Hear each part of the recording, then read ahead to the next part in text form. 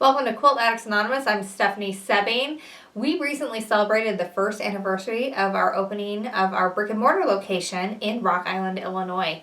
We celebrated with a big demo day where we had free demos all day long for our local customers to come and check out.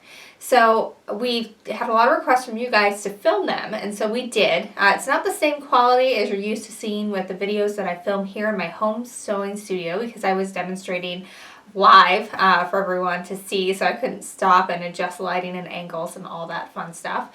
So, but there's still great content in them, and you can check it out and learn some great new tips and tricks. This one is about how to use 60-degree rulers to cut out diamonds and triangles, and then how to sew those together to get perfect points. So if you have been wanting to learn how to make one of our rainbow layer cake patterns or our refraction or medallion star, this is a great video tutorial to watch because it kind of gives you some tips and tricks that will help you put those patterns together. So today we are talking about 60-degree rulers, and I love these because you can create some quilts that look really fabulous but are not necessarily that challenging to create. So right now we have 3 patterns out that use these, but about half of my book, which comes out this fall, uses these, and I've got a pattern in a magazine that also is coming out this fall that uses these. So they're really fun because you can make diamonds with them, you can make triangles, you can do strip piecing in it and add some more fun to it, and they're just super fun to work with, and they really dress everything up and just make it look so fancy. But they're not hard, and you can do it with no Y seams. You just need to kind of know the tips and tricks on how to make that happen. So first thing I have is I have my sewing machine set up to a 1/4 inch stitch because that's what we're going to use for all of this, and I'm going to show you how to cut them first. So let me move this. And if you guys want to come a little closer, you can for this part. So what I'm going to do, the first one is the first part where you have to cut and trim a little. Like you have to turn your ruler. So I've cut a strip. This is the width of strip I would need for my Medallion Star pattern. So what I want to do is I'm lining up my inch line, in this case it's a 5-inch mark, even with the bottom of the strip, and then I have the point even with the top of the strip. You could reverse that, it doesn't matter. Like it would work just the same way if you did it that way. I just find it easier to cut this way. So the first thing I'm going to do is I'm going to cut a diamond. I have no strength. So once I've got all that lined up, I'm just going to trim this off. And some patterns you can use that, or you can use extras to go on your quilt back. So you could save those, or you could toss them, and it really doesn't matter. Okay, so now to do a diamond, I've got to flip it going the other way. And so now I need to line it up, and it's just, you know, like when you're learning to do half square triangles, you have to learn where to look on the ruler so that you can trim it up the right way. So in this one, you're looking to make sure that you've got a line even with the top, and that the edge, the left edge of your ruler is even with the top edge of where you just cut, and then your bottom needs to be even with the bottom of your strip. And if all that is in line, normally you would cut the other way, but I'm kind of cutting at a weird angle today. You cut right down there. Normally you wouldn't have screwed that up, so it would just be a nice clean one, and we've got our diamond. We're good to go. So now, if I hadn't have messed that up, all I would have to do is slide it over, and I could cut up the side here. And it would work just fine. Closer to you. I would, but then the overhead camera wouldn't get it. Oh, I see. So now all the additional ones, I can just slide it over like that and cut, and it's super easy.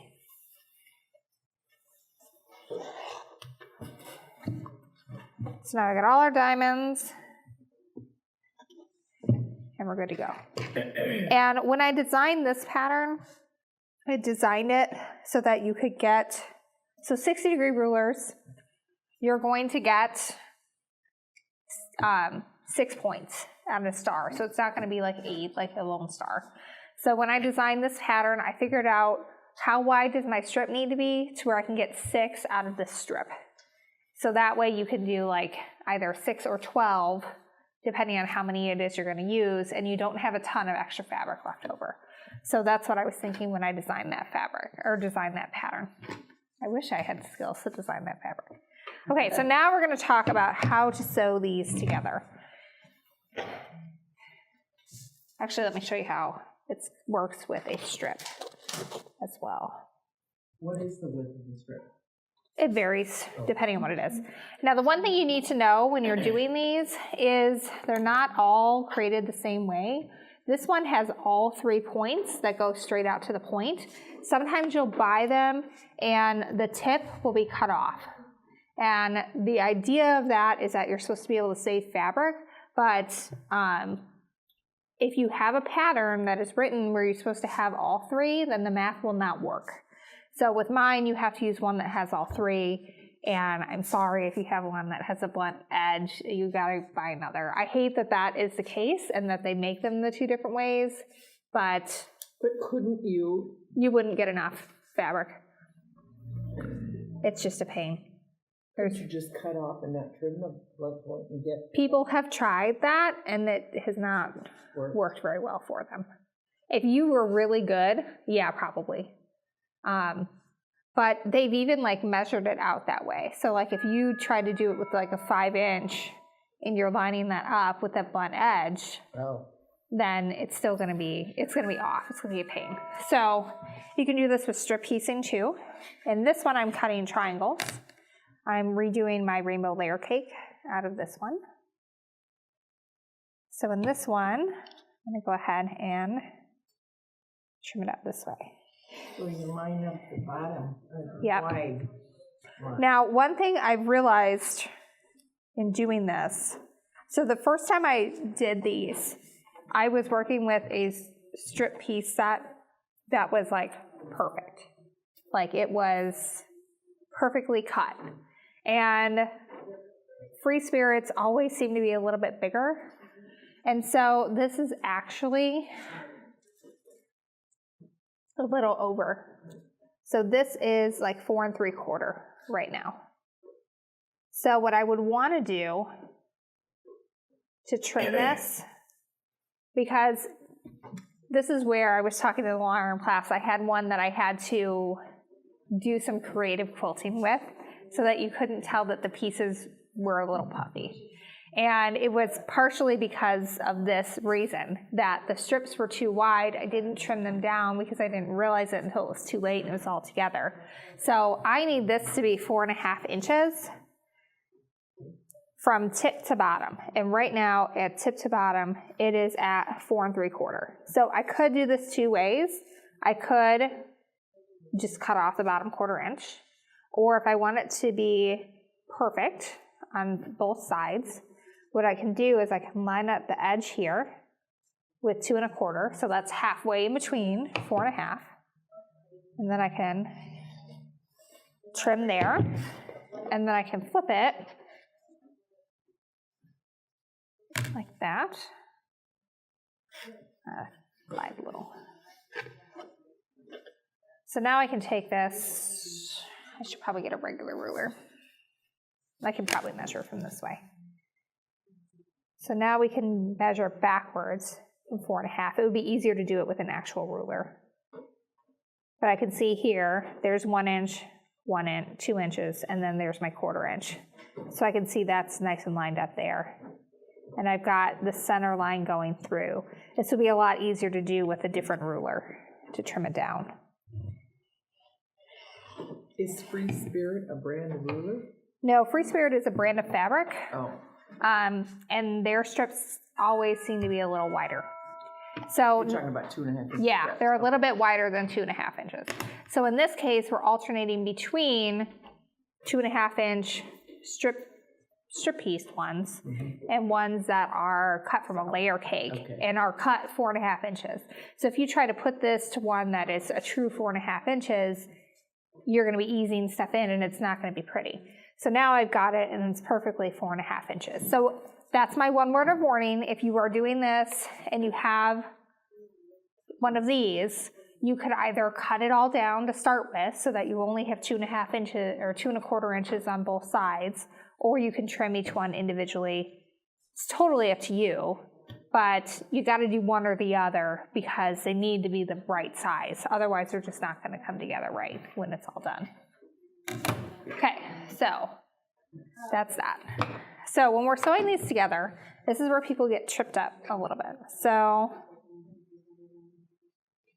I've grabbed these, I'm going to sew them together. So what I want to do is sew these right sides together.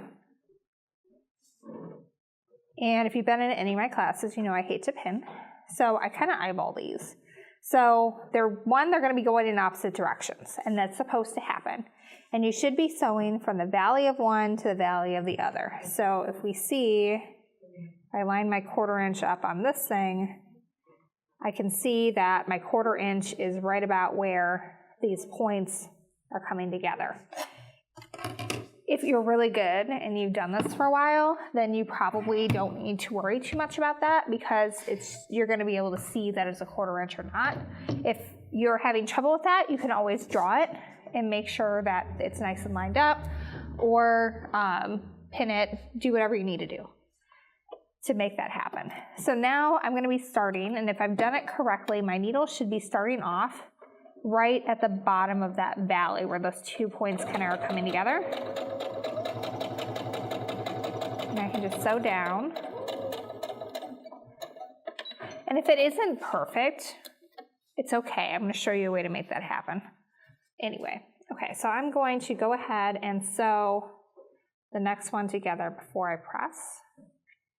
I'm actually going to sew both of these rows together real quick.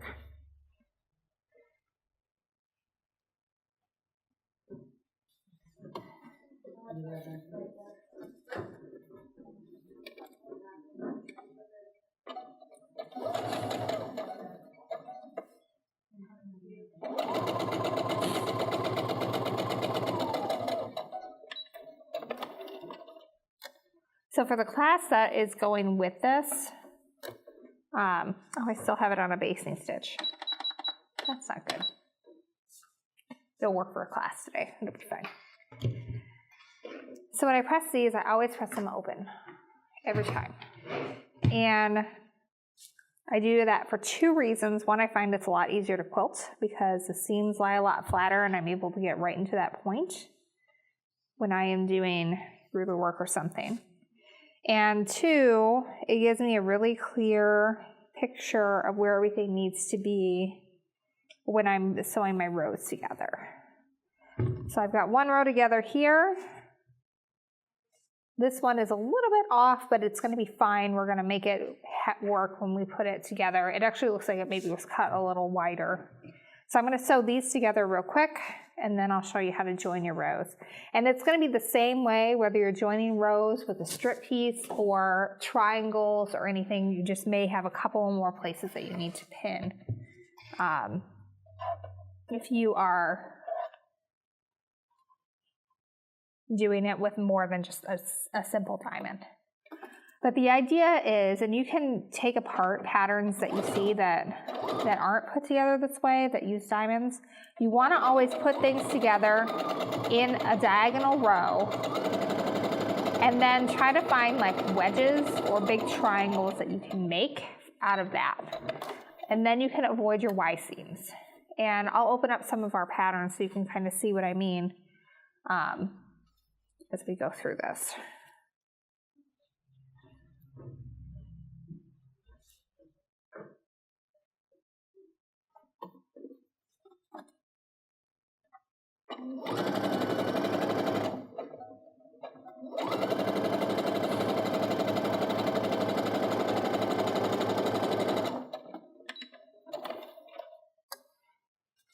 Okay, bless you. So, I'll press this open, and then I'm going to show you my pinning trick, which I do not just for this. Anytime I'm pinning triangle points together, I do this method, and I find it really helps me get really awesome points. All right, so when we put this together, everything's going to be offset a little bit. So just like when we did the little ones and they came and we flipped them together and they were going in opposite directions, same deal is going to happen for the row. Our bottom row is going to stick out more and our top row is going to stick out to the other side. So when I'm pinning this, I do it with 2 pins. So what I do, you guys can get close if you want, is I kind of eyeball a 1/4 inch in, and you can mark this on your seam if you want, if that is better for you. And then I put my pin in right in the middle of that seam allowance, about a 1/4 inch from the edge on the outside. And then I pinch that between my thumb and forefinger so that the pin is going straight up and down so that I know that those 2 points are right on top of each other. And then I take a second pin and I poke that one through. And so it takes a little bit longer, but it ensures that your points are going to stay in the right spot, and you're going to be far more likely to have points that you like when you're done.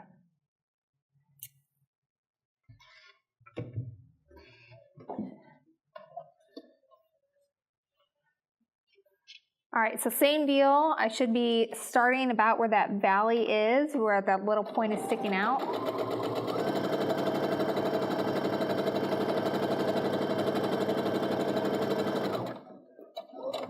You're gonna pull your pins out as you come to them. And I usually don't ever pull pins out until my needle is down in the seam allowance that comes first. So I've got it down in that darker teal seam allowance. So that kind of acts as a pin holding everything together. And then I can continue going through.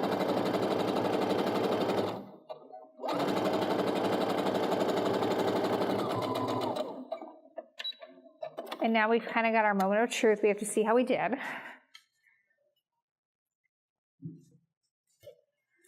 Pretty good. So those seams are really close together there, and I'm good with that too. In this case, I again press it open because I find that the points look sharper when you are pressing them open than if you're pressing them to one side or the other. Because a point can look absolutely perfect when you press it open, and then if you press it to one side, it just kind of shifts it a little bit, and all of a sudden it looks like you didn't have a perfect point when really you did.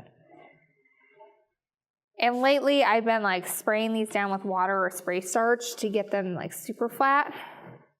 But come check these out. I mean, these are perfect points. They look great. This was off just a teeny bit, but I would call that a good job. Like, I would leave that be. And then once it's quilted, you won't even be able to tell. Weren't happy, would you rip out the whole seam? I would rip from here to here. Okay. And then I would just redo that. Yeah. I would start a little bit before and end a little bit after, so that way you don't have to backstitch. But I mean, this is a bias. You don't want to play with it too much more than you need to, because it can be a hot mess. But you mentioned the pattern. Yeah, we have 3 patterns right now that use this. So that one we're mixing for the layer cake one. We have some solid equilateral triangles. And then we have the pieced ones, which I showed you. And that's the one where if you have some that are not, and even with refraction, if you have ones that are not a true 2.5 inches wide, you need to get them there. Otherwise, the measurements and the math don't work, and you're going to be easing stuff in and not be happy about it. So we make that. And then this one also goes together on the diagonal. So you end up with these huge long rows. And so you just need like a big surface to work with. So a spare bed, design wall, put the critters up so they don't mess it all up. And you just kind of lay it all out however you want it and get that color change happening. That one I quilted on my domestic sewing machine just with a walking foot. And I kept changing threads as the color changed. So if you look at it close, like there's some areas where you can see like pink over blue, but I felt like there was enough going on in the pattern and the fabric that it didn't need anything with quilting. This is our latest one, Medallion Star. I mean, it's not the latest one I did, but it's the latest one that's out right now for people to see. And this one is a lot of fun because you can use like 17 different fabrics in it, including the background. So you cut your diamonds like I showed you, and then you're making these big wedges. So you have one wedge that goes off to one side, one that's going to go up the center, and then you end up with all of this. You have these 6 wedges. You sew them into a half, and you sew your halves together, and you cut off your extra, and you're done. And it looks challenging, but it is not. Right before Quilt Market, I got fabric for 2 of them, and I thought I was only doing 1, and I was like losing it. And Josie came in, and she's like, what do you need done? And I'm like, can you cut these into strips for me? And that weekend, I said, Adam, why don't you take Angela to your mom's for the weekend? And I'm gonna do some sewing. And I got both of the tops done for that in 1 weekend. And I did sleep, and I did eat, but I didn't have to run around after my 3-year-old. What do you mean cut off the extra? Well, okay, so instead of having to cut like weird types of shapes, I thought it would be easier to just cut a bunch of diamonds, and then when you're all done, you end up having some that are hanging off like that. And so when you're done, you're just going to square it up, so that way this is even. One. She'll square up with this line and drop down, and that'll all fall away. So to get this edge, just to get it straight edge. Okay, I see now. Thank you so much for watching this tutorial from our demo day at our first anniversary sale. It was great to be able to celebrate with everyone, and especially to have 1 year in the books at a time when a lot of quilt shops are closing. So we're really fortunate to be able to make this happen. And it also includes, we had to thank you guys, because we do a lot of sales online. It is not just our local customers that keep us going. It is all the people who purchase from shop.quiltaddictsanonymous.com, and we ship to them all over the world, really. We've got customers everywhere that we're shipping to. So thank you for being part of that. And also our wholesale patterns that are available at quilt shops across the US and Canada. So when you see the Quilt Addicts Anonymous logo, know that you are helping to support a small family business, even if it may not be local to you. So thank you very much for that. We're very appreciative of all of your support and watching our video tutorials and making our patterns and checking out our blog. We love you all for it. Thanks so much, and until next time, happy quilting.